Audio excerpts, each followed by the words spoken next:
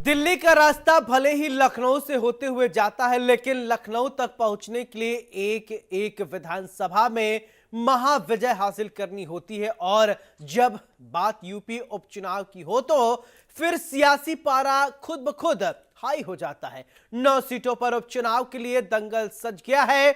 नमस्कार, मैं हूं सौरभ त्रिपाठी। आप देख रहे हैं प्रदेश का सबसे भरोसेमंद news channel India news Uttar Pradesh Uttarakhand. बड़ी बहस में आप सभी का बहुत बहुत स्वागत है।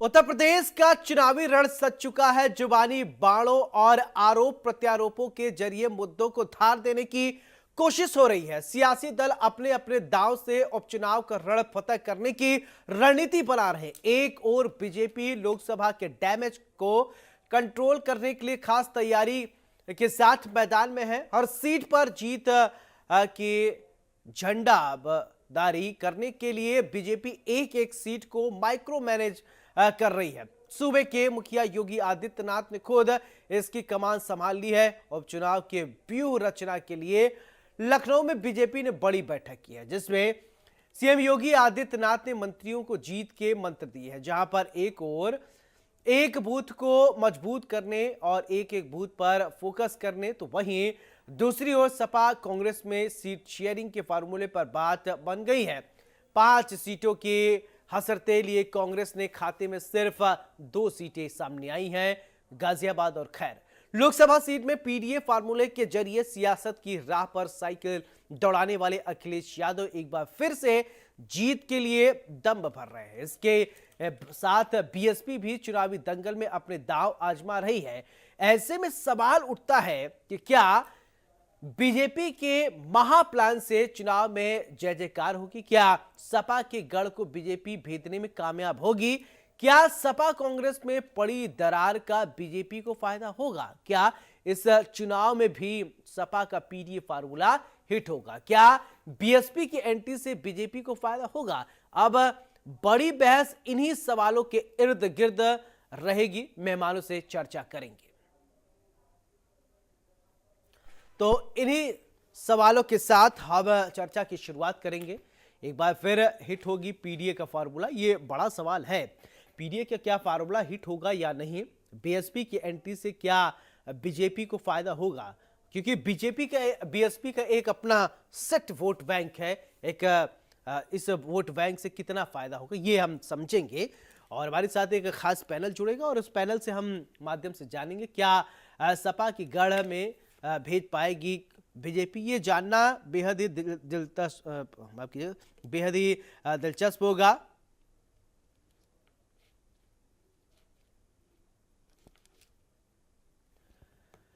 तो बीएसपी की एंट्री से बीजेपी को कितना फायदा होगा ये जानना। अब देखिए, दरअसल हुआ क्या, अब उपचुनाव को लेकर पहले ये बात बन रही थी कि 50-50 पे हो सकता है कि 10 सीटों में 5 सीटों पर कांग्रेस चुनाव लड़े, 5 सपा, लेकिन ऐसा नहीं हुआ।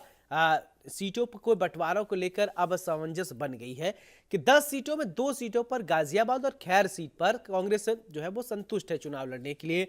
फिर 8 सीटों पर समाजवादी पार्टी अपने उम्मीदवार उतार रही, यानी जो दरार की बात सामने आ रही थी सीटों को लेकर, वो बातें अब सामने आ गई हैं। लेकिन अब देखना यह होगा कि इस बार कितना फायदा होगा। अब देखिए, बीएसपी की अगर बात करें तो बीएसपी ने भी अपने पत्ते खोल दिए हैं और बीएसपी ने अब देखना यह होगा कि किसको कितना फायदा होगा। यूपी की कौन सी सीट में क्या है ये आप समझिए। सांसद अनूप वाल्मीकि ने छोड़ी है खैर सीट और यहां पर उपचुनाव होने हैं, क्यों खाली हुई ये जानिए। सांसद बनने पर लालजी वर्मा ने छोड़ी कटेहरी की सीट, ये भी बेहद ही दिलचस्प है जानना।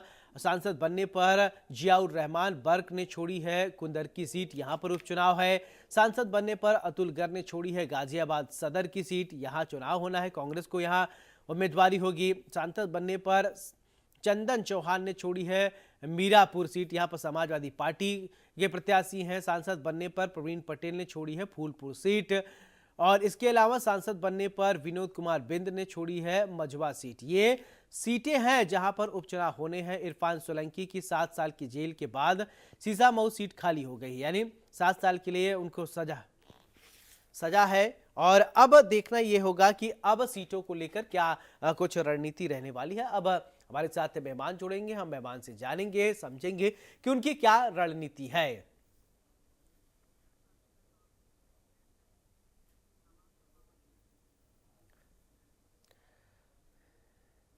चलिए, हमारे साथ एक खास पैनल जुड़ रहा है। सबसे पहले परिचय, फिर इसके बाद चर्चा की शुरुआत करते हैं। रत्नेश मिश्रा जी, नेता बीजेपी, बहुत बहुत स्वागत है। यश भारती जी, प्रवक्ता समाजवादी पार्टी के हैं, बहुत बहुत स्वागत है। राजेंद्र सागर कांग्रेस के प्रवक्ता हैं, बहुत बहुत स्वागत है। अजय कुमार झा जी हमारे साथ वरिष्ठ पत्रकार हैं, बहुत बहुत स्वागत है। चर्चा की शुरुआत यश भारती जी मैं आपसे ही करना चाहता हूं कि तैयारियां किस तरीके से है, फार्मूला सेट हो गए, पीडीए का फार्मूला क्या इस बार भी हिट रहने वाला है या कुछ नया? देखिए, हमारी बात वही है, जो भी शोषित है, वंचित है, पीडीए की अवधारणा माननीय अखिलेश यादव जी ने लिख दी है। एक नया नारा शोषित वंचितों के लिए है और उसी के माध्यम से हम लगातार बात कर रहे हैं, जातीय जनगणना की बात कर रहे हैं और जो भी मुख्य धारा से पिछड़ गया उसको मुख्य धारा में लाने की बात कर रहे हैं। और ये बात हमारी आज से नहीं है, ये डॉक्टर राम मनोहर लोहिया जी, फिर श्रद्धेय नेता जी और माननीय अखिलेश यादव जी इस बात को आगे बढ़ा रहे हैं और बेहतरी के साथ आगे बढ़ा रहे हैं। लोगों को विश्वास है कि माननीय अखिलेश यादव जी इस बात को कर सकते हैं। इसीलिए उत्तर प्रदेश में नंबर 1 की पार्टी लोकसभा में अब समाजवादी पार्टी है। अभी तक जो समर्थन भारतीय जनता पार्टी को मिलता था, जनता ने यह मान लिया है, जनता ने समझ लिया है कि अब भारतीय जनता पार्टी उस लायक नहीं है। जिस तरीके से विधानसभा चुनाव में, लोकसभा चुनाव में हम लगातार उनको समर्थन दे रहे थे और लगातार विश्वासघात हमारे साथ हो रहा है, उस विश्वासघात का परिणाम जनता ने दिया है। जहां प्रभु राम का नाम ले लेकर के इन्होंने राजनीति करी, प्रभु राम ने भी इनको आशीर्वाद नहीं दिया है, ये स्पष्ट है। और उसी घबराहट, बिलबिलाहट और डर से भारतीय जनता पार्टी इन सब तमाम विषयों को लेकर के आ रही है। लॉ एंड ऑर्डर बिगड़ा हुआ है उत्तर प्रदेश में, लगातार हम बात कर रहे हैं, फर्जी एनकाउंटर, कस्टोडियल डेथ, हर तरफ शिक्षा और स्वास्थ्य व्यवस्था किस तरीके से बिगड़ी हुई है, ये उप मुख्यमंत्री स्वयं अपनी छापामार कार्रवाई से लगातार दिखा रहे हैं कि डबल इंजन, ट्रिपल इंजन की सरकार उत्तर प्रदेश में स्वास्थ्य व्यवस्था देने में नाकामयाब है, पूरी तरीके से चरमराई है। यहां तक कि समाजवादियों ने जो बढ़िया कैंसर अस्पताल लखनऊ में दिया था, उसका भी संचालन ठीक से भारतीय जनता पार्टी नहीं कर पा रही। डबल इंजन की सरकार जेपीएनआईसी, जो विश्व स्तर का एक सेंटर बन रहा था, जो कन्वेंशन सेंटर था, जिसमें होटल भी है, स्पोर्ट्स की व्यवस्था भी है, अन्य चीजों की व्यवस्था है, उसको भी पूरा नहीं कर पा रही। उल्टा महापुरुषों की जयंती और पुण्यतिथि पर माल्यार्पण करने के लिए किस तरीके से बैरिकेडिंग और टीम का शेड लगाया जा रहा है, ये बड़ा दुर्भाग्यपूर्ण है। और ये सरकार अपनी नाकामयाबी को प्रमाण पत्र लगातार जनता के बीच में प्रस्तुत कर रही है। बिल्कुल। रत्नेश जी, मेरा सवाल आपसे, मुख्यमंत्री योगी आदित्यनाथ हमेशा एक्टिव मोड में रहते हैं, दूसरे राज्यों में जाते हैं, वहां भी चुनाव प्रचार करते हैं और उनका परफॉर्मेंस अच्छा रहता है। इस बार 10 सीटों पर चुनाव होना है, क्या लग रहा है कि 10 सीटों पर आप लोग पीडीए को जो फार्मूला है उसको डिफीट करने के लिए आपके पास कुछ महाप्लान है? सौरभ भाई, आपको और साथी पैनलिस्टों को और देश की जनता को मेरा नमस्कार। देखिए सौरभ भाई, एक चीज बड़ी स्पष्ट है कि जो ये 10 विधानसभा क्षेत्रों में उपचुनाव होने वाले हैं, उसमें भारतीय जनता पार्टी माननीय मुख्यमंत्री पूज्य महंत योगी आदित्यनाथ जी के नेतृत्व के प्रथम के झंडे समय विकास के और अपराधी खात्मे के साथ भी रही है। हमारा मुख्य मुद्दा है कि हम अपराधियों को किसी भी दल से हो, किसी का भी उनको सफलता उनको बचेंगे नहीं। कोई भी स्थिति अपराधियों को बचा नहीं सकती है। अब समाजवादी पार्टी के जो हमारे साथी कह रहे थे, तो देखिए विपक्षी गठबंधन जानते हैं किन चीजों को लेकर जाएगा सौरभ जी? अपराध बढ़ाओ, अपराधी बचाओ, दंगा करवाओ, मुस्लिमों से हिंदुओं की हत्या करवाओ, के नाम पर खिलाओ के एजेंडे के साथ इंडिया गठबंधन जा रहा है। क्योंकि इनका झूठ का पहाड़ा जो संविधान और आरक्षण को लेकर इन्होंने लोकसभा चुनाव में जनता को पढ़ाया था, पिछड़े और दलित वर्ग को, वो ये वर्ग समझ चुका है कि ये दलित पिछड़े के नाम पर वोट लेंगे और फिर मोहित खान, नवाब सिंह यादव जैसे समाजवादी दरिंदे दलित और पिछड़े वर्ग की बच्चियों के साथ बलात्कार करेंगे। तो ये दलित और पिछड़ा वर्ग इनके बहकावे में अब नहीं आने वाला है। अब वो जान चुका है को और पिछड़े को रिप्रेजेंटेशन देने की बात होगी, ना किसी को नेता प्रतिपक्ष बनाएंगे, ना किसी को सीएम बनाएंगे, ना किसी को डिप्टी सीएम बनाएंगे, ना किसी को नेता सदन लोकसभा बनाएंगे। जब केवल वोट लेना होगा तो दलित पिछड़े की बात करेंगे और फिर मोहित खान और नवाब सिंह यादव जैसे समाजवादी पार्टी के नेता, वीरेंद्र बहादुर पाल जैसे समाजवादी पार्टी के नेता दलित और पिछड़े वर्ग की बच्चियों के साथ बलात्कार करेंगे। तो इनका झूठ जनता के सामने आ चुका है। ये अपनी जमानतें बचा ले इस बार के चुनाव में तो बहुत बड़ी बात है। चलिए ठीक है राजन जी, मैं आपके पास आ रहा हूं, फिर इसके बाद अजय कुमार झा जी, मैं आपसे एक सवाल विश्लेषण लूंगा। राजन जी, मेरा सवाल आपसे कि 10 सीटों पर चुनाव होना है उत्तर प्रदेश में, 2 सीटों पर आप लोगों की सहमति बन गई है, 8 सीटों पर समाजवादी पार्टी चुनाव लड़ रही है। यही अभी फार्मूला आप लोगों को सेट हुआ है, तो 2 सीटों से आप लोग इसका मतलब पूरी तरीके से संतुष्ट है कांग्रेस?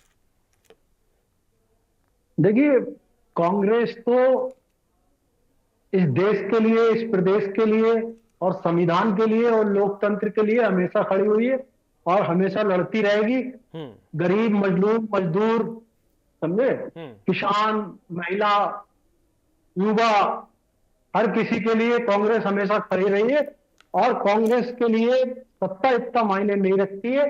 हमारी इंडिया अलायंस जो है वो 9 सीटों पर चुनाव इस समय जो हो रहा है, क्योंकि बीजेपी, देखिए, एक सीट पे तो उनका हिसाब किताब ही नहीं बन पा रहा, कहीं पता नहीं किस किस की प्रतिष्ठा दांव पे लगी है, तो अब वो चुनाव एक सीट पे तो फिलहाल हो नहीं रहा है ना। तो 9 सीट पे चुनाव हो रहा है, 9 में से 9 सीटें जो है इंडिया गठबंधन जीतने का काम करेगा और इंडिया गठबंधन आगे भी ऐसे ही साथ में ही रहेगा और हमेशा साथ में ऐसे ही चुनाव लड़ता रहेगा और बीजेपी को हराने का काम करेगा, क्योंकि इन्होंने जिस तरीके से जनता को लूटने का काम किया है। जनता, आज देखिए उत्तर प्रदेश में हाहाकार मचा हुआ है, चारों तरफ लॉ एंड ऑर्डर का कोई कहीं पता नहीं है, कानून व्यवस्था पूरी तरीके से ध्वस्त हो चुकी है। 5-5, 6-6 साल की बच्चियों के साथ रोज बलात्कार हो रहे हैं, उनको ले जाकर खेतों में डाल दिया जा रहा है मार के। तो आप देखिए, और सबसे बड़ी चीज है, लखनऊ में शासन प्रशासन और मुख्यमंत्री जी की नाक के पीछे नीचे जो है इस तरीके के कांड हो रहे हैं रोज और आए दिन जो है इसी तरीके से। और ये जो जिस तरीके से जो ये सांप्रदायिक का जो फैलाने के मूड में है, तो जनता ये समझ चुकी है पूरी तरीके से। जनता जो है मुतमईन है कि इंडिया गठबंधन से ही 9 सीटें जो है जिताते थे।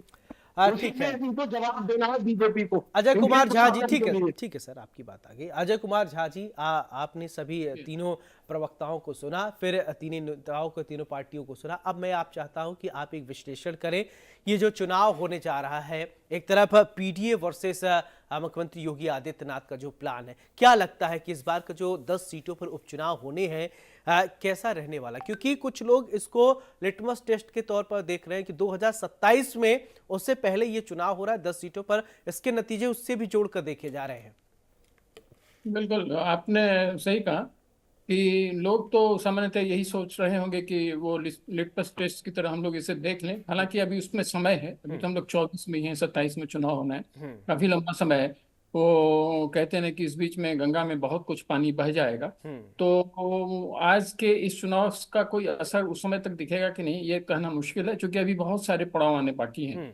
लेकिन एक बात तो तय है कि देखिए, अब इंडी गठबंधन या इंडिया गठबंधन, जो भी आप इसे कह लें, वो और इधर एनडीए, उसमें जो 2 पार्टियां हैं, दोनों तरफ वो राष्ट्रीय स्तर पर उनकी पहचान इतनी बड़ी है कि उनका होना भी जरूरी है एक पूरे देश की राजनीति में। एक तो भाजपा और दूसरा कांग्रेस, इनका होना इसलिए जरूरी है कि ये पूरे राष्ट्र के स्तर पर ये चुनाव लड़ते हैं, इनकी पहचान पुरानी है और भाजपा की भी पहचान बड़ी बन गई है। तो वो देश के एकता के लिए जरूरी है कि ये दोनों पार्टियां हों। ठीक उसी तरह जैसे डेमोक्रेट्स और रिपब्लिकन्स अमेरिका में हैं, उस वैसे वहां भी दूसरी पार्टियां हैं, परंतु नेशनल कॉन्टेक्स्ट में उन्हीं दो पार्टियों को लिया जाता है। तो मुझे लग रहा है कि आने वाले समय में अभी यही, हाँ, मैं रीजनल पार्टियां जितनी भी हैं उनके अपने महत्व हैं, उसे तो हम कभी भी इनकार कर ही नहीं सकते हैं, लेकिन लीड तो यही दोनों लेंगे, ये बात भी तय है।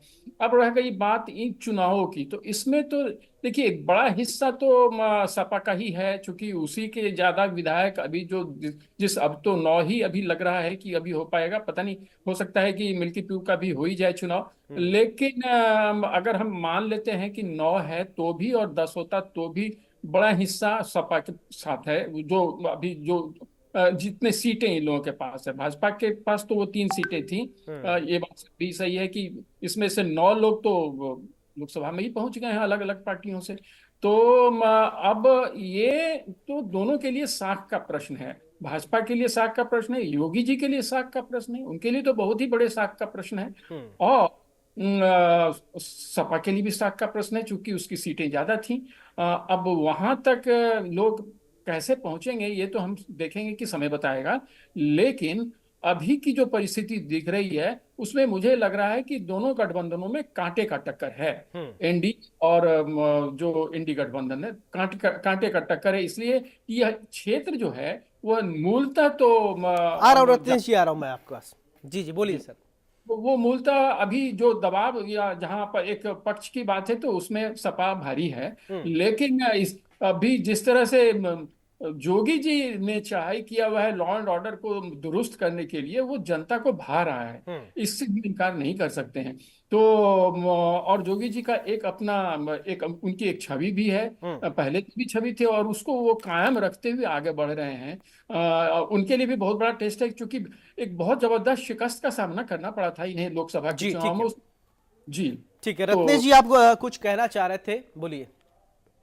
जी सौरभ भाई, अभी हमारे कांग्रेस के साथी ने संविधान की बात की, तो ये बता रहे थे कि संविधान के लिए लड़ते हैं, और संविधान के लिए लड़ते थे इसलिए अनुच्छेद 352 के तहत आपातकाल का प्रयोग किया। 110 बार से ज्यादा इंदिरा और राजीव गांधी ने मिलकर अनुच्छेद 356 का प्रयोग करके गैर गांधी प्रधानमंत्रियों को अंतिम दर्शन हेतु पार्टी कार्यालय में भी उनके शव को नहीं रखा जाने दिया। अब आरक्षण की बात सुन लेते हैं। जामिया मिलिया इस्लामिया विश्वविद्यालय और अलीगढ़ केंद्रीय मुस्लिम विश्वविद्यालय में जब आरक्षण समाप्त किया गया तो इनकी केंद्र में सरकार थी, इनकी केंद्र में सरकार थी, ये ऊपर जवाब नहीं देते। इन्होंने महिला सुरक्षा की बात की। अरे राजेंद्र सागर की चिल्लाइए मत, मैंने आपको शांति से सुना। इन्होंने महिला सुरक्षा की बात की सौरभ भाई, तो युवा कांग्रेस के पूर्व राष्ट्रीय अध्यक्ष बीबी श्रीनिवास के ऊपर असम प्रदेश की युवा कांग्रेस अध्यक्ष अंकिता दत्ता ने रेप करने और फिजिकल असॉल्ट करने के मामले में केस दर्ज कराया। राजेंद्र जी एक बात सुन लीजिए, राजेंद्र जी सुन लीजिए, अगर आपको जिस बात से आपत्ति है मैं आपके पास आ रहा हूँ, उसका जवाब दीजिएगा। देखिए जो रत्नेश मिश्रा जी कह रहे हैं उनको सुनिए, रत्नेश मिश्रा जी को सुन लीजिए। जनता को ठीक है, जनता भी सब समझती है, जनता सब समझती है कौन क्या है, किसी को बताने की जरूरत नहीं है। नहीं देखिए, जनता के पास स्वविवेक है, आजकल की जनता बड़ी स्मार्ट है, सब समझती है। बोलने दीजिए, रत्नेश जी को बोलने दीजिए। आप देखिए, ये मैं फिर से दोबारा से बात करूंगा कि कांग्रेस के प्रवक्ता ने संविधान की बात की, इसीलिए आपातकाल लगाया। 110 बार से ज्यादा 356 का प्रयोग करके राजीव गांधी और इंदिरा गांधी ने प्रदेश सरकारों को बर्खास्त किया। गैर प्रधानमंत्रियों के शवों को अंतिम दर्शन के लिए भी केंद्रीय कार्यालय में नहीं रखा जाने दिया। आरक्षण की बात ये करते हैं, जामिया मिलिया इस्लामिया में मुस्लिम यूनिवर्सिटी और अलीगढ़ मुस्लिम यूनिवर्सिटी में जब SC/ST का रिजर्वेशन खत्म किया गया तो केंद्र में कांग्रेस की सरकारें थी। ये आरक्षण पर इनका रूप है। महिला सुरक्षा की बात जब ये करेंगे तो इनके युवा कांग्रेस के राष्ट्रीय अध्यक्ष के ऊपर असम प्रदेश युवा कांग्रेस की प्रदेश अध्यक्ष अंकिता दत्ता ने सेक्सुअल असॉल्ट का केस दर्ज कराया था। ठीक है रत्नेश जी, आपकी बात आ गई। ठीक है, इन बातों का जवाब देंगे सागर जी। ठीक है, इन बातों का जवाब दीजिए रत्नेश मिश्रा ने जो कहा है। सौरभ भाई मेरा एक छोटा सा पॉइंट है, अगर चला जाए फिर ये जवाब दे। सौरभ भाई जी, अरे भाई अगर सिर्फ बीच में कूद के आपकी बात नहीं जाएगी ना, मैं फैक्ट के आधार पे बता रहा हूँ। क्या आपातकाल कांग्रेस की सरकार ने नहीं लगाया था? जनता सब जानती है, जनता के बिल्कुल, पास जनता भाई सब जानती है भाई राजेंद्र सागर जी, रत्नेश जी, जनता सब जानती है। ठीक है, ठीक है, लेकिन अपने बारे में वो अपने बारे में ही बोलिए, अपने बारे में ही बोलिए, जनता सब सौरभ समझती भाई है। मेरा एक पॉइंट और है प्लीज। चलिए रत्नेश जी जल्दी कंप्लीट कीजिए, अन्य पैनलिस्ट के पास मैं जाऊंगा। सौरभ भाई मेरा एक पॉइंट और है प्लीज, शांत हो जाए। हाँ। ये पिछड़े की बात करते हैं, अभी अजय यादव जी कांग्रेस के नेता हैं हरियाणा के, उनको किस तरह बेइज्जत किया जा रहा है कांग्रेस पार्टी के द्वारा, ये सब ने देखा। और ये कहा गया उनका बेटा 5 बार विधायक है, इस बार चुनाव हार गया, तो ये कहा गया जो अपने बेटे को नहीं जिता सकता वो खाक क्या रिप्रेजेंटेशन करेगा। अजय यादव जो कि बिहार के एक पॉलिटिकल घराने के समधी हैं, उनको कितना बेइज्जत किया जा रहा है कांग्रेस पार्टी के नेताओं के द्वारा। ये तो इनका चरित्र है पिछड़ों को लेकर। तो भैया ठीक है। डेटा उटा पढ़ के आया करिए राजेंद्र सागर जी, क्यों लाके अब्बा डब्बा जब्बा करने से काम नहीं बनता है। ठीक है राजेंद्र जी बोलिए, अब आप बोलिए। ठीक है रत्नेश जी आपकी बात आ गई, बोलिए, जवाब दीजिए। ये मेरे एक भी बात का जवाब नहीं दे पाएंगे सौरभ भाई। हाँ। आप भी पूछ लीजिए, आप बात करके भाजपा में लगाया था। नहीं, ठीक है राजेंद्र जी आप बोलिए, आप ठीक है बोलने दीजिए। बोलिए बोलिए राजेंद्र सागर जी, अब बोलिए, अपनी बात रखिए। रत्नेश जी ने कई सारे आरोप आप पर लगाए हैं, उन आरोपों का अगर आप जवाब देना चाहते दीजिए, नहीं मैं एसजी के पास जाऊंगा, मेरे पास इतना टाइम नहीं है अभी। अरे सौरभ जी, ये जिस तरीके से पूरी जनता देख रही है, पूरे देश देख रहा है, ये कौन से पिछड़ों को सकते हैं? अरे भाई आपातकाल इंदिरा गांधी ने लगाया था ना, किस पार्टी के नेता की? अगर आप थोड़ा सा भी पढ़ेंगे राजेंद्र सागर जी, तो आपको पता चलेगा कि अब तक अनुच्छेद 356 का सबसे ज्यादा प्रयोग करने वाले 2 प्रधानमंत्री राजीव गांधी और इंदिरा गांधी कांग्रेस पार्टी से थे। ठीक है, यस यस भारती जी, मेरा सवाल आप, ठीक है, ओके सागर जी आपकी बात आ गई, रत्नेश जी आपकी बात आ गई, अन्य पैनलिस्टों के पास मुझे जाने दीजिए। यस भारती जी, मेरा सवाल आपसे, पीडीए का ये जो फार्मूला है, एक बात मैं आपसे समझना चाहता हूं कि बहुत ईमानदारी से बताइएगा, देश आजाद हुए लगभग 75 साल हो गए, आज भी हमारा जैसे जो आप लोग फार्मूला बनाए, बहुत सारे ऐसे लोग हैं कि डेवलपमेंट नहीं कर पाए हैं। आप लोग कहते हैं पिछड़ा, दलित, जो ये सब जो टर्म्स हैं, क्या इतने राजनेता आए गए शुद्ध सिर्फ चुनाव के समय ही लिए जाते हैं, या चुनाव बीत जाने के बाद कोई ध्यान नहीं रहता है? क्या हम उस क्षेत्रों में जाते ही नहीं है, बढ़िया आवास मिल गया, बढ़िया फैसिलिटी मिल गई, हम फिर 4 साढ़े 4 साल तक का एक फिक्स जगह पे रहते हैं आराम से, फिर इसके बाद 4.5 साल बाद याद आता है कि फिर वही चीजें याद आने लगती, ऐसा है क्या सर? सौरभ जी, पहले तो मैं आपसे ये निवेदन करूंगा, मेरी बात ठीक ढंग से आने दीजिए। बिल्कुल भारतीय जनता पार्टी के साथी को आपने 2 बार समय दे दिया, अब वो बीच में ना बोले और शांति से सुने। ठीक है, मैं इसको मेंटेन करवाऊंगा। सबसे पहले तो आपके चैनल के माध्यम से भारतीय जनता पार्टी के साथी ने यहाँ चुनाव आयोग ने जो घोषणा की है, उस बात को ही दरकिनार करते हुए झूठ फैलाने का काम किया कि 10 सीटों पर उत्तर प्रदेश में चुनाव होने जा रहा है। इन्हें पता ही नहीं है। ये बताता है कि इनकी तैयारी क्या है। जब अभी चुनाव आयोग ने 9 सीटों पर घोषणा करी, इन्हें कैसे मालूम कि 10 सीटों पर चुनाव होने जा रहा है? तो ये तैयारियों का रूप बता रहा है कि अभी इनकी तैयारियां कुछ है नहीं, ये केवल जुमलेबाजी करने की तैयारी कर रहे हैं। आए बाय साए जैसे बोलेंगे, अभी कह रहे थे अब्बा जब्बा डब्बा, तो वही अब्बा जब्बा डब्बा करने आ रहे हैं। अभी कह रहे थे पिछड़ों के आरक्षण की बात, तो इनको ये भी नहीं मालूम होगा राष्ट्रीय पिछड़ा वर्ग आयोग, जिसकी दुहाई ये कहते हैं कि हमने संवैधानिक अधिकार दिया, उसने इनको लताड़ लगाई उत्तर प्रदेश की योगी सरकार को कि शिक्षक भर्ती में आप आरक्षण खा गए हैं पिछड़ा वर्ग का। तो ये लताड़ लगी है, हाईकोर्ट ने इनको लताड़ लगाई है कि पिछड़ा वर्ग का आरक्षण आप खा गए हो। तो ये लगातार आरक्षण खाने का काम कर रहे हैं। हम विपक्ष में रहते हुए उस बात को बुलंदी जैसे उठा रहे हैं, लगातार उठा रहे हैं, उन लोगों के साथ खड़े हैं। इनके लोग जो चुनाव में आकर के ओबीसी बन जाते हैं, चुनावी ओबीसी, चुनावी पिछड़ा, चुनावी दलित, चुनावी शोषित वंचित बन जाते हैं, चाहे वो ओपी राजभर हो, चाहे वो अनुप्रिया पटेल हो, चाहे अनुप्रिया पटेल जी के पतिदेव हो, चाहे भारतीय जनता पार्टी ने अभी जिन चौधरी साहब को प्रदेश अध्यक्ष बनाया, सब वो सारे शिक्षक इनके घर के बाहर अपना विरोध प्रदर्शन कर चुके हैं और बदले में लाठी डंडा, गिरफ्तारियां और मुकदमे भारतीय जनता पार्टी उनको दे चुकी है। तो ये दिख रहा है कि भारतीय जनता पार्टी किस तरीके से आरक्षण खत्म करने का, आरक्षण खाने का काम करती है। और हम ही उसी बात पर उनको विश्वास दिला रहे हैं। हमने जिस तरीके से सत्ता सरकार चलाई है, जनता हम पे विश्वास दिखा रही है। इसीलिए इनको लगातार इनकी अच्छा सीटें यश कम हो भारती रही जी हैं और ठीक है, लोकसभा। मैं आपकी बात से सहमत हूं। मैं एक बात और आपसे जानना सौरभ जी, चाहता सौरभ जी, हूं, सौरभ- आपसे जानना चाहता हूं। देखिए मैं आपको आप ही बोलेंगे, लेकिन मैं आपसे समझना चाहता हूं इस देश को अभी कितने साल और आरक्षण की जरूरत है कि जो कि चीजें सब स्मूथ हो जाए। मैं तो संविधान में जो था कि 33 साल के लिए आरक्षण की जरूरत थी, लेकिन 75 साल हो गए देश को आजाद हो, लेकिन अभी भी आरक्षण। आपको क्या लगता है कि आपकी एक दूरदर्शिता होगी कि कितने साल तक और आरक्षण रहे कि चीजें सब स्मूथ हो जाए, सब कुछ अच्छा हो जाए, कितने साल तक सर? सौरभ जी, अभी भी भारतीय जनता पार्टी के शासन में जो गुजरात मॉडल बनाया गया था, उस गुजरात मॉडल में पुलिस थाने के सामने दलितों को गाड़ी से बांध के पीटा जाता है।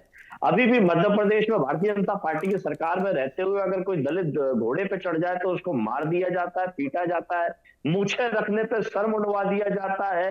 तो ये सब शोषण अत्याचार चल रहा है भारतीय जनता पार्टी की सत्ता में रहते हुए। ऑनर किलिंग लगातार चल रही है। तो ये और दलित बच्चियों के साथ, पिछड़ा वर्ग की बच्चियों के साथ जो बलात्कार, जो घटनाएं हो रही हैं, ये सब दिख रहा है। अब ये विपक्ष को कोसते तो लॉ एंड ऑर्डर मेंटेन करना अगर विपक्ष का काम है तो फिर बात ही सब कुछ खत्म हो जाती है। ठीक है। दूसरी बात, देश में सौरभ जी बात पूरी हो जा रही है, देश में 85%, 90% लोगों को हम असामान्य मानते हैं। सामान्य वर्ग का हम लोगों को 10%, 15% मानते हैं। तो इतनी बड़ी खाई जब तक खत्म नहीं हो जाती, आप कैसे कह सकते हैं कि आरक्षण खत्म हो जाए? यह भारतीय जनता पार्टी के नेताओं ने, माननीय अटल बिहारी वाजपेयी जो पूर्व प्रधानमंत्री हैं, लाल किले से प्राचीर से बोला था, लेकिन इनके नेता मानने को तैयार नहीं है। ये ईडब्ल्यूएस लेकर के आए, हमने ईडब्ल्यूएस का भी समर्थन किया क्योंकि हम ये मान के चलते हैं कि किसी भी आधार पे ठीक अगर है। मुख्य धारा से पिछड़ रहा है तो ठीक है, आपकी बात आ गई सर।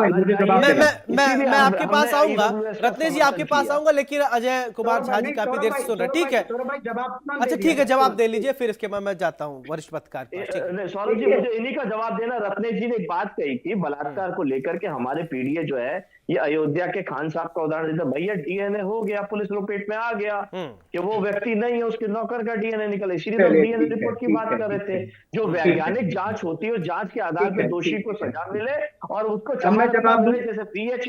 अरे रत्नेश जी थोड़ा सुन लिया कीजिए, ये ठीक है, आप जज मत बनो, बात पूरी आने दो। जिस तरीके से बीएचयू के बलात्कारियों को जमानत मिल गई है, ये इनकी नाकामयाबी है कि बलात्कारियों की ठीक ढंग से जांच नहीं करते और वो दोष मुक्त हो जाते हैं। और यही बीएचयू के अपराधियों से फिर भारतीय जनता पार्टी मध्य प्रदेश चुनाव में जाके प्रचार करवाती है, माला पहनाती है, राष्ट्र ध्वज का इस्तेमाल करती है स्वागत सत्कार में। ठीक है, ठीक है। अब सौरभ भाई, अब मैं यश भारती जी के बीच में नहीं बोला, ये भी नहीं टोकेंगे। ठीक है, नहीं टोकेंगे, सुन लीजिए, जल्दी बताइए।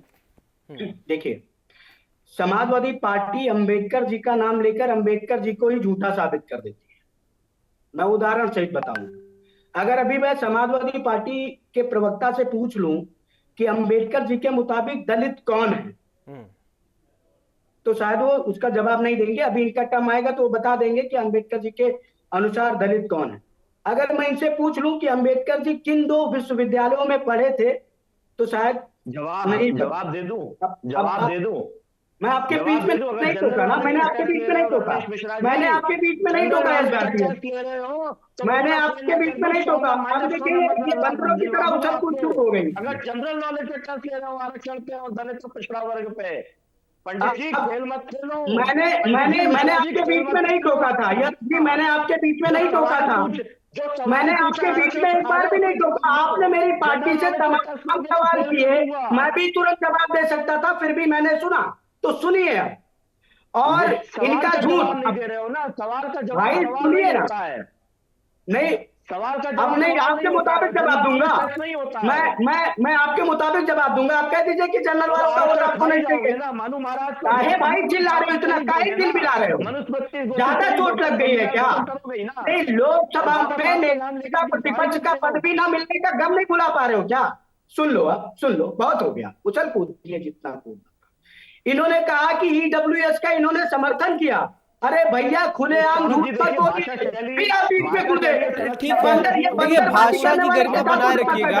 कम से कम सड़क साफ लोग, अरे ये बंदरबाजी करने वाले के साथ मत बैठाया करिए मुझे। लगती है सौरभ भाई इनको कहिए सुने।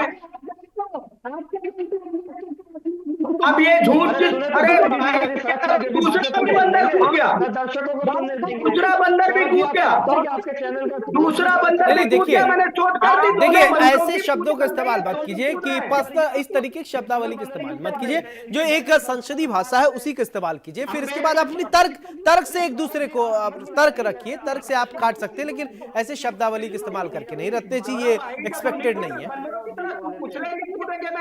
नहीं बोला ना, हाँ, आपने कहा था, मैं नहीं बोला ना, तो इनको भी तो चलिए सुनना अब चाहिए। मैं एक, ठीक है, अब मैं अजय कुमार झा के पास जाता हूं, किसी भी राजनीतिक पार्टी के पास नहीं। ठीक है, अब सुनिए, एक निष्पक्ष जवाब सुन लीजिए। झा साहब, ठीक है रत्ते जी, मैं आऊंगा, फिर आऊंगा, मैं आपके पास आ जाऊंगा। सुनिए कब, नहीं मैं जवाब देके तभी आगे बढ़ने दूंगा। ठीक है, अच्छा बोलिए, क्या जल्दी जवाब बोलिए, जाए? जल्दी बोलिए। अब इन लोग को शांत करे, अब एक साथ में दूसरा चिल्ला। सौरभ भाई कैसे चलेगा? नहीं राजेंद्र आप देखिए, एक अरे बोलेंगे तो अभी बात आ अभी पाएगी। अभी मैंने कम ठीक है, ठीक है, आप सभी सुन लीजिए, ठीक है, अपनी बात कभी चिल्ला, अभी और परफेक्ट अजय झा जी, मेरा सवाल आपसे, झा साहब मेरा सवाल आप, ठीक है, नहीं अब ठीक है, आप लोगों टाइम खत्म, टाइम खत्म, मैं आऊंगा दोबारा। सौरभ जी, जो सपा के प्रवक्ता ने ईडब्ल्यूएस के आरक्षण की बात की, लोकसभा में केवल 2 दल थे, आरजेडी और समाजवादी पार्टी, जिन्होंने बाइकआउट किया था ईडब्ल्यूएस का रिजर्वेशन का बिल रिप्रेजेंट किए जाने पर।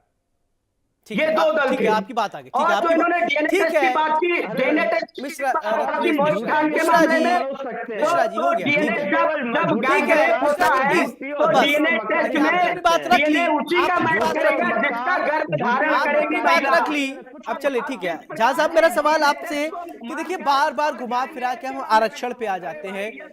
इस देश को आरक्षण की जरूरत कब तक है? कब ऐसा होगा कि चीजें सब कुछ स्मूथ हो जाए? क्या आरक्षण के मुद्दे पर ही अब राजनीति होगी?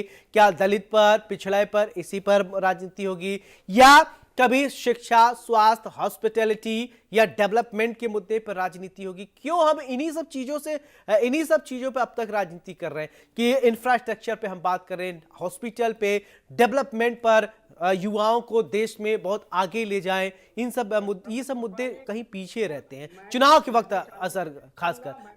जा साहब जी हाँ, देखिए आपने इतना ही बढ़िया सवाल पूछा है। यही तो एक सवाल है जो पॉलिटिकल पार्टियों को अपने आप के लिए रखना चाहिए।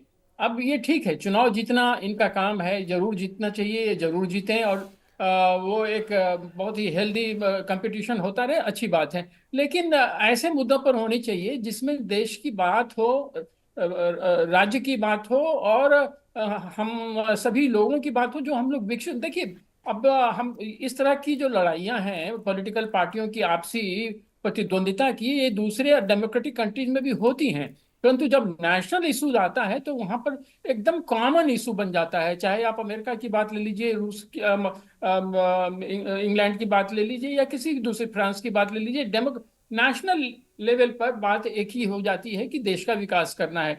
अब देखिए, अब ऐसा नहीं है कि Bhajpa schedule caste, schedule tribe, या फिर पिछड़े, दलित, या और भी जो भी लोग हैं जो पीछे हैं, उनकी बातें वो नहीं करती है। ऐसा नहीं है कि कांग्रेस भी नहीं करती है, परंतु उसे एक मेन थ्रस्ट बना करके आगे ले जाना, वो समाज में एक तरह का एक ऐसा दूषित वातावरण बनाता है कि उससे तो हम टूटेंगे ना। मुझे तो लगता है कि ये नहीं होना चाहिए, विकास की बात ही होनी चाहिए, और उस क्रम में आपको जहां भी खाई पाटने की जरूरत है आप करते चलिए, और उसके लिए उसी को इशू बना करके आगे बढ़ना, मुझे लगता है कि ये किसी के लिए हितकर नहीं है। कम से कम उन लोगों के लिए तो निश्चित ही हितकर नहीं है जो इसी का झंडा बुलंद करके आगे बढ़ के अपनी भागीदारी संसद में या विधानसभा में लाना चाहते हैं। मुझे तो कुछ ऐसा ही लगता है, लेकिन अब दे आर फ्री, वो तो अपने हिसाब से करेंगे वो।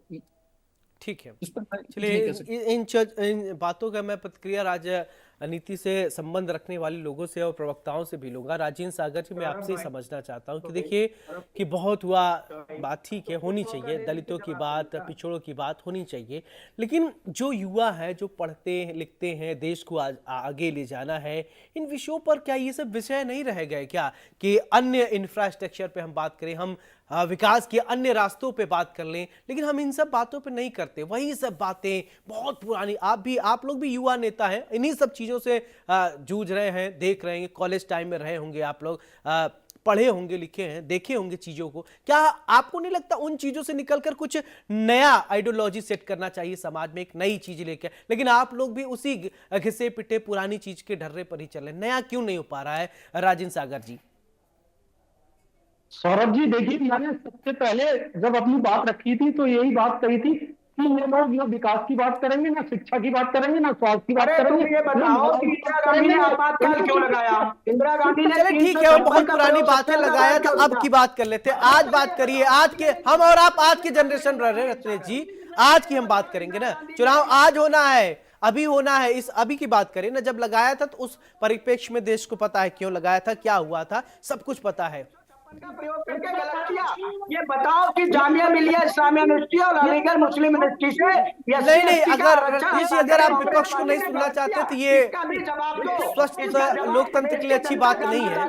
अगर आप विपक्ष को नहीं सुनेंगे, उनकी बात नहीं आने देंगे तो ये ठीक नहीं होगा। This is not fair. नहीं, रत्नेश मिश्रा जी, मैं भी बार-बार पूछूंगा, जितनी बार बोलोगे उतनी बार पूछूंगा, डंके की चोट पे पूछूंगा, छाती पे चढ़ के पूछूंगा। मेरा संवैधानिक अधिकार है सवाल पूछना। तुमको कोई विशेषाधिकार नहीं मिला हुआ है। नहीं, तुमको कोई विशेषाधिकार नहीं मिला हुआ है। आर्टिकल 14 के तहत every person have right to equality before law and equal protection by law. Rajendra Sagar, तो सवाल मैं भी पूछूंगा, तुम में ये दम है तो बताओ, ये बोलो कि इंदिरा गांधी ने आपातकाल लगाकर कॉन्स्टिट्यूशन को वायलेट किया। तुम में ये दम है तो ये बोलो कि अनुच्छेद 356 का देखिए, तुम शब्द का नहीं, आप शब्द का इस्तेमाल कीजिए प्लीज, रिक्वेस्ट है। रत्नेश जी, नहीं, देखिए, टीवी पे तू तड़ाक शब्द का इस्तेमाल मत कीजिए। एक दिन और आप लोग मेरे साथ डिबेट पे जुड़े थे तो मैं चाहता हूँ इस शब्दावली अपने। रत्नेश मिश्रा जी, मेरी आपसे गुजारिश है, रत्नेश मिश्रा जी, आप देखिए, रत्नेश मिश्रा जी, रत्नेश मिश्रा जी, मैं आपको वार्न कर रहा हूं, मैं आपको बोल रहा हूं कि तू शब्द करके तू तड़ाक शब्दों का इस्तेमाल मत कीजिए डिबेट में मेरे, प्लीज। नहीं, आप सवाल पूछिए रत्नेश मिश्रा जी, आप सवाल पूछिए। आपकी भाषा लेकिन बहुत अच्छी होनी चाहिए। मत आया करो लल्ला, अभी बच्चे हो, राजनीतिक पार्टियों में बच्चे हो, दलित और पिछड़े के नाम पे रत्नेश मिश्रा जी, बहुत पोलाइटली अभी मैं आप लोगों से बोल रहा हूं, इस तरीके की शब्दावली का इस्तेमाल मत कीजिए। रत्नेश मिश्रा जी, बहुत हम्बल रिक्वेस्ट है मेरा आपसे। मैं देखिए, तू तड़ाक शब्दों का इस्तेमाल मत कीजिए। देखिए, मेरी बात सुनिए, मैं आप लोगों के बीच में मीडिएटर हूं तो मुझे लगता है कि इन शब्दों का इस्तेमाल नहीं कीजिए। आप अपनी बात रखिए। तथ्यों में आप लोगों के मतभेद हो सकता है, तथ्यों में मतभेद हो सकता है, लेकिन शब्दों का मतभेद मत कीजिए।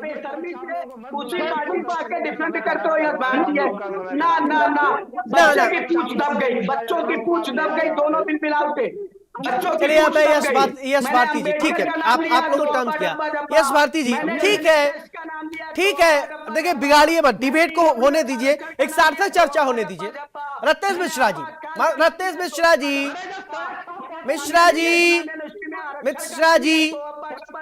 सार्थक चर्चा होने दीजिए प्लीज, सार्थक चर्चा होने दीजिए। गंभीर विषय पे हम बात कर रहे हैं, चर्चा होने दीजिए, मत बिगाड़िए चर्चा को। यश भारती जी, मेरा सवाल आपसे, चलिए, आपने बहुत पढ़ा है, ठीक है, ये वो LKG UKG का नहीं क्लास है रत्नेश मिश्रा जी, लल्ला लल्ला लोरी वाला ये क्लास नहीं है सर, ये डिबेट है। आप अपने पार्टी को रिप्रेजेंट कर रहे हैं, जितने लोग हैं। ना, इट्स नॉट फेयर।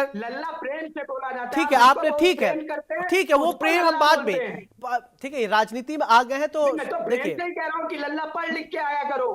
चले ठीक है, लल्ला से मुझे नहीं कोई वो है, लेकिन ठीक है, जो जिस तरीके का बातचीत का शैली होता है उसी में करिए। सब लोग, आप लोग संभ्रांत परिवार के लोग हैं, संभ्रांत लोग हैं, तो चाहता हूँ अच्छी से बात सौरभ भाई कीजिए। मैं भी तो जवाब दे रहा था। नहीं नहीं नहीं, मेरे मेरे ऐसा बीच में उम्मीद बोले नहीं। थे तो मैंने भी मैं सवाल जवाब पूछा। नहीं, मैं जवाब तो दीजिए। योगी जी का शिष्य हूँ, मैं आप तो लोग सौरभ जवाब भाई योगी दीजिए, जी लेकिन का तरीका शिष्य सही हो। हूँ। जिस भाषा में मैं चाहता हूं मैं कम बोलूं, आप लोग ज्यादा बोले। बोले सर। मैं चाहता हूं कि मैं कम बोलूं, आप लोग ज्यादा बोले। मेरा छोटा छोटा सवाल हो, आप लोग को मैं इनवाइट किया हूं, मेहमान है आप हमारे, अतिथि देवो भव को हम मानते हैं, तो आप लोग मेहमान को नहीं बोलने दे रहा हूं, मैं ही बोल रहा हूं। अच्छा नहीं लग रहा है मुझे, ये मुझे अच्छा नहीं लग रहा है कि मैं बीच बीच टोक रहा हूं। मैं चाहता हूं आप लोग बोले, तो अपने बारे में बोलिए। यश भारती जी, मेरा सवाल आपसे। सौरभ भाई मेरा मेरा तो मेरे जवाब ही नहीं जाने दिया इन लोगों ने। सर मिश्रा जी, मैं भी आप हमारे तो चैनल पे बोलूंगा आए, ना। आप हमारे मेहमान हैं, आप हमारे मेहमान हैं। मैं चलिए आप ऑडियो डाउन कीजिए। यस भारती जी, मेरा सवाल आपसे कि कैसे देश को विकास के रास्ते पर ले जाया जाए। देखिए, शब्दावली को बहुत गंभीरता से अच्छी शब्दों का इस्तेमाल होगा, बड़ा अच्छा लगेगा अगर आप लोग अच्छे से बात अपनी रखेंगे तो। गलत शब्द का लल्ला लल्ला शब्द नहीं का ठीक है, प्रयोग मैं सबसे कह गलत रहा हूं हो जैसे गया। अभी आप बीच में तू तड़ाक कर रहे थे, ये मुझे अच्छा नहीं लगा सर। प्लीज ऐसा नहीं, ऐसा मत बोलिए, रिक्वेस्ट कर रहा हूं मैं सर, रिक्वेस्ट ही कर सकता हूं मैं। बाकी आप क्या बोलेंगे तो आप उसके लिए स्वतंत्र हैं, लेकिन चैनल पे प्लीज ऐसा मत बोलिए। यश भारती जी, ये इनको देखिए सौरभ जी, मैंने आपसे निवेदन किया था कि जिस निम्न स्तर की अरे भाषा चुप हो जाओ लल्ला, चुप हो जाओ। अब यह तुम्हारा भारतीय साथी जनता बोल रहा है, पार्टी उसको के तो व्यक्ति बोलने दो। इस्तेमाल कर रहे हैं, कम से कम अच्छा भाषा आपके चैनल से इस्तेमाल हो, तू तड़ाक करके इस्तेमाल हो, ठीक है। भारतीय जनता पार्टी का चैनल वो दिखा रहे हैं, लेकिन अब दर्शकों नहीं को नहीं नहीं हम नहीं, समाजवादी पार्टी का बलात्कारी चरित्र तो अब यहाँ दिखा नहीं पाओगे। यहाँ लाइव चैनल पर बैठकर किसी दलित बच्ची का बलात्कार तो कर नहीं पाओगे। यश भारतीय किसी निषाद रत्नेश बच्ची का मिश्रा जी, मैं बलात्कार आपको तो फिर कर नहीं बोल रहा हूं, पाओगे। प्लीज प्लीज शब्द का इस्तेमाल कर रहा हूं इससे, और मैं और आपको क्या बोलूं, आपसे निवेदन कर रहा हूं कि आप सही शब्दों का इस्तेमाल कीजिए प्लीज। इस तरीके शब्दावली को मत बात कीजिए। आप सत्ता पक्ष के लोग हैं, आपको बहुत गंभीरता से बोलना पड़ता है। आप सत्ता पक्ष के लोग हैं सर। बलात्कार नहीं किया, क्या कार्रवाई की समाजवादी पार्टी ने मोहित खान के ऊपर? अभी तक उसको पार्टी से निकाला भी नहीं, और बलात्कार कब से गलत शब्द हो गया? इसको कोर्ट यूज करके दरअसल हम मीडिया मुद्दा से पैनल यूज डिरेल हो करते गए। हैं। रत्नेश मिश्रा जी, हम मुद्दा से डिरेल हो गए हैं। हमारा मुद्दा उपचुनाव है, आप लोग कहां कहां जा रहे हैं। मिश्रा जी, अभी आप लोगों ने पत्ते भी नहीं खोले हैं, वहां पर सीटें बंटवारा हो गई। मिश्रा जी ऐसा मत करिए, बोलने तो दीजिए। यस भारती जी प्लीज बोलिए। नहीं, ये बताएं कि नहीं सौरभ भाई, मैं सवाल तो पूछता रहूंगा, भागने नहीं दूंगा। हाँ नहीं, आप सवाल पूछिए। बलात्कारी मोहित खान को पार्टी से कब निकालेंगे? अखिलेश यादव उस निषाद बच्ची के परिवार से मिलने कब जाएंगे? क्या वोट केवल चाहिए निषादों का? क्या समाजवादी पार्टी के नेता बलात्कार करेंगे और उनको पार्टी से निकाला भी नहीं जाएगा? और पीड़ितों से अखिलेश यादव नेता, विपक्ष के नेता होने के बावजूद मिलने भी नहीं जाएंगे? क्यों नहीं गए भाई मिलने? चलिए कोई हो गया रत्नेश जी, ठीक है। है। अब आपने बोल लिया ना, अब आप अपने टर्म्स में ही बोलेंगे। जब आपसे सवाल पूछूंगा तभी आप बोलेंगे, नहीं तो मुझे मजबूरन आपकी ऑडियो नीचे करानी पड़ेगी, जैसा कि अभी तक नहीं हुआ है। बीजेपी वालों को ऑडियो नहीं नीचे कोई कराता है, वो सही से बात करते हैं। रेश भारती जी आप बोलिए। रत्नेश मिश्रा को ऑडियो नीचे करिए प्लीज। पीसीआर टीम, बीच में नहीं बोला। पीसीआर टीम प्लीज ऑडियो नीचे। यश भारती जी बोलिए। सौरभ जी देखिए, जो बदतमीज आदमी आपके बीच में बोल रहे हैं तो बदतमीजी कहते हैं कि सवाल आप मुझसे कह रहे हैं, बीच में कोई और बोले, बलात्कारी तो नहीं है, कम से कम बलात्कारी तो नहीं है, कम से कम बलात्कारी तो नहीं है। यश भारतीय कम से कम मोहित खान और नवाब सिंह यादव जैसे बलात्कारियों का समर्थन करने वाले बलात्कारी तो नहीं है। कम से कम सरफराज, फहीम, अब्दुल हमीद जैसे दंगाइयों का, हिंदुओं के हत्यारों का समर्थन करने वाले दंगाई तो नहीं है। मैं पूछूंगा भाई, उसी तरीका से ये सत्ता सरकार में इनका काम चीजों को रोकना है, ये रोक नहीं पा रहे तो विपक्ष के ऊपर आरोप लगा रहे हैं। अब ये बार बार मोहित खान का नाम दे रहे हैं। मोहित खान का डीएनए टेस्ट में साबित हो गया कि वो उनका डीएनए मैच नहीं हुआ, तो अब कौन दोषी हुआ? ये लगातार जज बन गए हैं और बलात्कार की घटना को, आरोपी को दंडित करने की बात करें। ठीक है, अगर कोई आरोपी है और साबित हो जाता है तो करें, उसको कड़ी से कड़ी सजा दें। हम साथ में खड़े हुए हैं, हम किसी के अपराधी के बचाव में नहीं, हम जांच के लिए खड़े हुए हैं कि उचित जांच हो। बनारस हिंदू यूनिवर्सिटी में जो बच्चियों के साथ 3 लड़कों ने बलात्कार किया, जिनका भारतीय जनता पार्टी से सीधा संबंध है, जिनको ठीक तरीके से जांच न होने के कारण जमानत मिल गई और वो भारतीय जनता पार्टी का मध्य प्रदेश में चुनाव प्रचार करने के लिए गए। ये दिखता है कि बलात्कारी जिस तरीके से हमारे देश ठीक है, में चलिए अब हम मुद्दे पे, हमारे पास ज्यादा वक्त नहीं, हमारे पास 4-5 मिनट है। मैं चाहता हूं कि उपचुनाव पर ही बात करेंगे। यश भारती जी, आपकी बात आ गई। झा साहब, मैं आपसे एक छोटा सा विश्लेषण चाहता हूं कि चुनाव उपचुनाव को लेकर ही कीजिए, क्योंकि बातें इधर उधर की डिरेल हो रही, ये अच्छा संकेत नहीं है। जो आज का टॉपिक है, यश भारती जी मैं आऊंगा, फाइनल कमेंट आपसे लूंगा जरूर, लेकिन झा साहब को बोलने दीजिए। बोलिए सर, झा साहब। क्या पूछा गया आप? क्या मुझसे पूछा? मेरा सवाल है कि ये जो 10 सीटों पर उपचुनाव होने हैं, उसको लेकर आप कैसे देख रहे हैं? क्या आपको भविष्य नजर आ रहा है? किस पार्टी क्या है? कि एक विश्लेषण छोटा सा कीजिए, फिर मैं अन्य प्रवक्ताओं के पास जाऊंगा और एक छोटा छोटा कमेंट दूंगा। मुझे तो लग रहा है कि भाजपा के लिए स्थिति बेहतर होती जा रही है, खास करके अभी जिस तरह से योगी जी की कार्रवाई हो रही है और जिस बाकी चीजों को देख करके मुझे लग रहा है, लेकिन उन्हें टक्कर सपा की तरफ से जबरदस्त मिलेगा, इसमें कोई संदेह नहीं है। और जब सपा वहां होगी तो निश्चित तौर पर उसके अलायंस पार्टनर्स भी होंगे, कांग्रेस भी होगी और दूसरी पार्टियां भी होंगी। तो चूंकि क्षेत्र उनका है ज्यादा, वो तो मुझे लग रहा है कि उनके तरफ से भी टक्कर मिलेगा। और ये जो छोटे छोटे जो इश्यूज और जो बड़े तौर पर दिखाए जाते हैं, पीडीए वाला तो एक बड़ा इशू बन करके आया है, तो इसका प्रभाव तो पड़ सकता है। लेकिन मोदी जी की छवि जो नेशनल लेवल पर है और योगी जी की जो छवि राष्ट्रीय प्रांतीय स्तर पर है, मुझे लगता है, हालांकि अब उनकी छवि तो प्रांतीय स्तर से भी आगे बढ़ रही है, तो मुझे लग रहा है कि भाजपा के लिए ये 3 से आगे बढ़ने वाली स्थिति है इस बार। जो उनकी पुरानी अभी जितनी सीटें थी उससे वो शायद आगे बढ़ेंगे, लेकिन टक्कर सपा की तरफ से मिलेगा। बिल्कुल, टक्कर सपा की तरफ से मिलेगा। रत्नेश मिश्रा जी कितना तैयार है, देखिए इस बात से डिनाई नहीं किया जा सकता, समाजवादी पार्टी भी कम नहीं है। देखिए सौरभ भाई, मैंने पहले ही बता दिया कि हम विकासवादी एजेंडे के साथ जाएंगे। और जो समाजवादी पार्टी पीडीए लेकर आई है, जिसमें पिछड़ा है नवाब सिंह यादव बलात्कारी, दलित है अजीत प्रसाद अपहरणकर्ता, अल्पसंख्यक है मोहित खान बलात्कारी, तो इनका जो अच्छा, परिवार डेवलपमेंट ठीक है रत्नेश मिश्रा जी, अंकिता भंडारी हत्याकांड याद है क्या? अंकिता सौरभ भाई गया क्या? मैं कब से बोलना नहीं चाह रहा था। आपका अंकिता भंडारी को अपना बेटी नहीं मानते हैं क्या? वो भी तो है ना बेटी, उसको इंसाफ मिल गया क्या? फाइनल कमेंट है, हाँ। फाइनल कमेंट है सौरभ भाई, कम से कम यहाँ तो बोलिए। हम्म तो पीडीए जिसमें बलात्कारी, भ्रष्टाचारी और बलात्कारी शामिल है, चाहे वो मोहित खान हो, चाहे नवाब सिंह यादव हो, चाहे वो अजीत प्रसाद हो, जिनके ऊपर एक सवर्ण ब्राह्मण लड़के रवि तिवारी को अपहरण करके उसकी हत्या करने का प्रयास करने का मुकदमा दर्ज किया गया और फिर 70,000 ब्राह्मणों वाली विधानसभा क्षेत्र मिल्कीपुर से उसको समाजवादी पार्टी ने कैंडिडेट बना दिया। अब आ जाते हैं इनका जो मुद्दा है। देखिए, जिस प्रकार से अभी गोपाल मिश्रा की हत्या हुई, उस पर समाजवादी पार्टी के नेता ने एक बार भी नहीं कहा कि हत्या करने वालों को दंड मिलना चाहिए। और जैसे ही लॉ एंड ऑर्डर को मेंटेन करने के लिए उन अपराधियों का इनकाउंटर किया गया। आज जब पीडब्ल्यूडी ने उनके घरों को, जो अवैध रूप से पीडब्ल्यूडी की जमीनों में घर बनाया, उस पर जब नोटिस चस्पा किया तो ये लोग चिल्लाने लगे। इसका मतलब है कि ये माइनॉरिटी अपीजमेंट के टॉप ठीक है, अंकिता भंडारी पे आपने नहीं बोला, ठीक है, मैं आपकी बात समझ गया। रत्नेश मिश्रा जी, नहीं, ये देखिए, मेरे डिबेट में कभी ऐसा नहीं कि हम किसी पक्ष लेते हैं, हम पक्ष नहीं लेते हैं। आपको जब जवाब देना था लेकिन आपने जवाब नहीं दिया, डीरेल कर दिया। अंकिता भंडारी आपकी बेटी नहीं है, बहुत आपने कई शब्दावली का इस्तेमाल किया, ये ठीक नहीं है सर। चलिए राजेंद्र सागर जी, मैं चाहूंगा आप फाइनल कमेंट दीजिए तैयारी को लेकर। देखिए, जिस तरीके से हमारे प्रदेश अध्यक्ष आदरणीय अजय राय जी और प्रदेश के प्रभारी माननीय अविनाश पांडे जी और आदरणीय राहुल गांधी जी ने जिस तरीके से आज देश को जो है विकास, शिक्षा, रोजगार और स्वास्थ्य देने की बात की है, और जिस तरीके से संविधान सम्मेलन, सम्मेलन जिस तरीके से 9 की 9 विधानसभाओं से कांग्रेस की तरफ से हुए, तो वो इंडिया गठबंधन को पूरा फायदा मिलने जा रहा है और इंडिया गठबंधन ही 9 की 9 सीटें जीतेगी। हाँ। ये छीन देंगे, काट देंगे, आराम देंगे, इन लोगों को समय पूरा हो चुकी है, क्योंकि जनता जान चुकी है या इसके अलावा कुछ कर नहीं सकते। हिंदू मुस्लिम छीन देंगे, काट देंगे, फाड़ देंगे, इसके अलावा ये कुछ नहीं कर सकते, समझे? तो जनता ने मन बना लिया और 27 में भी जो है अभी प्रदेश की सरकार बदल देगी। प्रदेश की जनता, उसने पूरा मन बना रखा है और इंडिया गठबंधन 9 की 9 सीटें जीतने जा रहा है। सौरभ जी, चलिए ठीक है। यश भारती जी, एक छोटा सा कमेंट फाइनल प्लीज।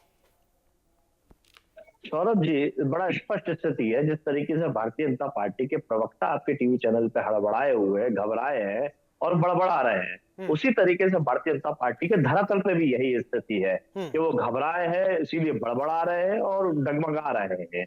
इनके पास, इन्होंने विकास का कोई मॉडल नहीं। हाँ, लखनऊ में, विकास नगर में जिस तरीके से बड़े बड़े गड्ढे हुए हैं और उनमें गाड़ियां समा रही हैं, वो विकास जनता देख रही है।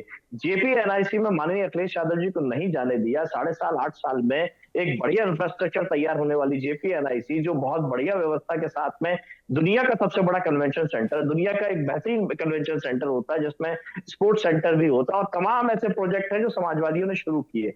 लेकिन 7.5 साल तक ना मेट्रो 1 इंच ला पाए ये, ना 1 यूनिट नई बिजली के लिए कुछ उत्पादन कर पाए, स्वास्थ्य के लिए कुछ नहीं कर पाए, शिक्षा के लिए कुछ नहीं कर पाए। तो ये सब चीजें ढकने के लिए अब ये केवल हिंदू मुसलमान सिख ईसाई अनर्गल बातें, इनका घर उनका घर, इनका आगे इनका पीछे। बहुत बहुत शुक्रिया यशपाती जी, आप सभी का बहुत बहुत शुक्रिया तमाम जानकारी के लिए और साझा जो हमारे साथ किए अपनी अपनी बात और किस तरीके से आपकी तैयारी हुई। बड़ी बहस में आज का मुद्दा यही कि मुख्यमंत्री योगी आदित्यनाथ एक तरफ महाप्लान बना रहे हैं, तैयारियां पूरी चल रही हैं और सारे उधर पीडीए की अगर बात करें, पीडीए की तरफ से भी पूरी तैयारियां हो गई, सीट बंटवारा की बातें भी सामने आ गई। लेकिन इस डिबेट के दरमियान एक बात सामने आई, सत्ता पक्ष से सवाल मैंने पूछा। जब देखिए रत्नेश मिश्रा भले से चले गए डिबेट में, हो सकता है टेक्निकल कारण से चले गए हो या बात कुछ और रही हो, चले गए, लेकिन सवाल सिर्फ पूछना इज द नॉट डिबेट। सवाल पूछना प्लस जवाब देना भी है। और लेकिन एक बात डिबेट का और रूल होता है कि बोलते समय आप शब्दों का सही इस्तेमाल कीजिए, क्योंकि जनता सब कुछ देखती है, समझती है। आप वो जनता बहुत पहले वाली जनता नहीं, आज स्मार्ट जनता है। स्मार्ट सिटी का आप कल्पना करते हैं ना, स्मार्ट लोग, डिजिटल इंडिया की आप बात करते हैं, वो यही डिजिटल इंडिया वाले लोग हैं। हर आदमी, हर व्यक्ति के हाथ में मोबाइल होता है, संचार बहुत तेजी से होता है, एडवर्टीजमेंट बहुत तेजी से होता है, शब्दों का इस्तेमाल सही से होना चाहिए। लेकिन बीजेपी अपनी तैयारी कर रही है, समाजवादी पार्टी अपनी तैयारी कर रही है, कांग्रेस साथ में है, बीएसपी उधर बहन जी भी पूरी तैयारी में है, फुल फॉर्म में है। लेकिन देखना ये होगा 10 सीटों पर बाजी कौन मारेगा, उसको लेकर थोड़ा इंतजार आपको और हमको दोनों करना पड़ेगा। बड़ी बहस में मेरे साथ फिलहाल इतना ही। नमस्कार।